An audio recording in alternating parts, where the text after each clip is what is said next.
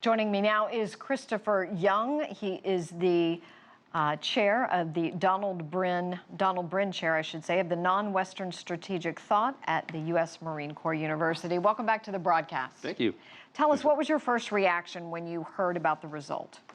Well, as one of your earlier commentators noted, it was pretty sweeping. So my first reaction was that most individuals watching this thought that the results would be mixed, but we were most surprised at the wide-ranging results that came about, mostly in the Philippines' favor.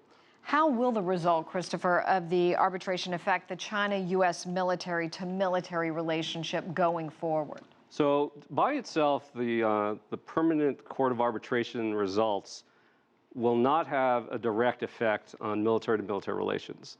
It's clear just from an interpretation of the law that that's not going to have an effect on the military nor on the bilateral relationship. What will have an effect on the future military-to-military relationship is what the countries of the region do, China included, Philippines included, Vietnam included, what the United States does.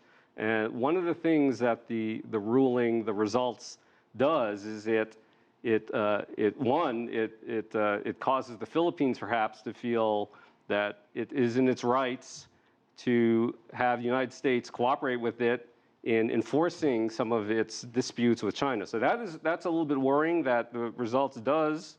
One thing the result does do is it reduces some of the political and diplomatic wiggle room that some of the countries have in negotiating with one another. Now, on the flip side of that is the lawyers have spoken. It is clear they need to move forward. However, it becomes much more difficult to come to a diplomatic and political solution as to what the resolution is. A lot of it comes down to whether China takes this opportunity to negotiate. It comes down to whether or not the Philippines will be reasonable in what it does with the results. That's going to be key. Do you expect the U.S. to take sides in this? No. I mean, the U.S. policy from the start has been we will not take positions. We fully support the idea of peaceful resolution. And I think that will continue.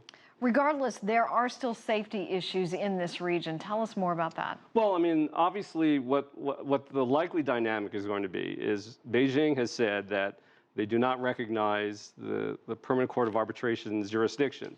They therefore will continue doing what they believe is their national sovereignty right to continue to protect their territorial integrity. The United States has made the argument that freedom of navigation is a principle that needs to be defended globally and in the South China Sea. So what I predict will happen is that the countries will inch towards greater interactions between their militaries. As the United States will continue to do freedom of navigation operations, China will continue to push back with some of its air and naval operations and to continue to perhaps put assets on some of these islands. And that will mean that the countries' militaries will be interacting with each other in the air and in the sea. That means that this type of interaction, military-to-military exercises, becomes even more important, not less. So you do believe there could be naval cooperation in this region going forward? Yes, I believe that there could be naval cooperation going forward. I think both the United States and China both see the importance of continued military-to-military relationship, even in times of crisis. The United States government has made the argument that in the time of crisis, you need that relationship. You don't want to get rid of it. Now, this isn't to say that as relations possibly deteriorate, as the two countries test one another, that you don't reach an upper limit where politically it becomes impossible for the United States Navy and the United States Department of Defense to continue these types of cooperations. And same with regard to China. The Chinese may feel that the relationship has deteriorated so badly that they can't support military-to-military relations. So right now, for the foreseeable future, I see a continuation of the naval cooperation, continuation of the military cooperation. But there is an upper limit that we could reach. I don't see that happening yet. All righty, Christopher Young, Donald Brin Chair of Non-Western Strategic Thought at the U.S. Marine Corps University. We always love having you on. Thank you so much.